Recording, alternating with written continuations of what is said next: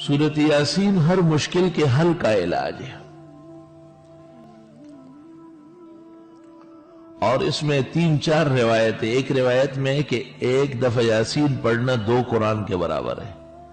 دوسری روایت میں ہے کہ جو فجر کے بعد یاسین پڑھ لے 10 قرآن کے برابر ہے، اور تیسری روایت میں ہے کہ ایک دفعہ سورہ یاسین کی تلاوت 25 دفعہ قرآن کریم پڑھنے کے برابر ہے۔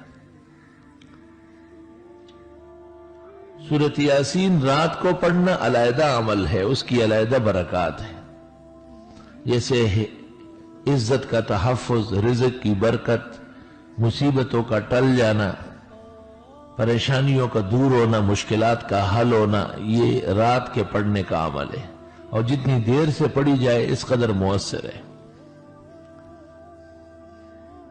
اور دن کے اندر پڑھنے سے فتوحات ہوتی ہے، مرادیں ملتی ہے، آدمی پر کسی کا غلبہ نہیں ہو سکتا ہے۔ مسلمان کے 3 اعمال ایسے ہیں کہ اگر ان کا اہتمام کر لے تو چوتھے عمل کی ضرورت نہیں ہے۔ ایک، فاتحہ کے ساتھ کسی بھی وقت 24 گھنٹے میں 3 مرتبہ سورہ اخلاص پڑھنا۔ دوسرا، ہر فرض نماز کے بعد سنتوں کے لیے جگہ بدلتے بدلتے، یا جن نمازوں کے بعد سنن نہیں ہے فرائض کے فوراً بعد، آیت الکرسی 1 دفعہ پڑھنا۔ اور تیسرا عمل سورہ یاسین کا 24 گھنٹے میں کم از کم 1 بار اس کی مکمل تلاوت کرنا۔ بہتر ہوگا کہ دن کے کسی نماز میں ہو۔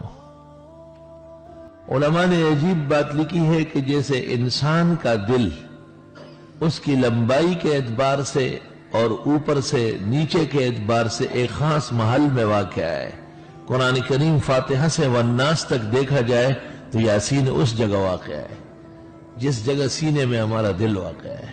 اور حدیث میں ہے کہ اقرؤوا علی موتاکم یاسین، مرنے والوں کے ہاں یاسین پڑھ لو، اللہ تعالیٰ اس سے نزع روح میں آسانی کر دیتا ہے۔ تفسیر زاہدی میں لکھا ہے کہ ملک الموت جب کسی کی روح قبض کرنے آ جاتا ہے اور وہاں سورہ یاسین پڑھی گئی ہو تو واپس جا کے بارگاہ الہی میں عرض کرتا ہے کہ میں اس کی روح کیسے قبض کر لوں، وہ سورہ یاسین پڑھ چکا ہے۔ وہ سورۃ یاسین کے ایک ایک حرف پر اتنے فرشتے نازل ہو کے وہاں موجود ہیں۔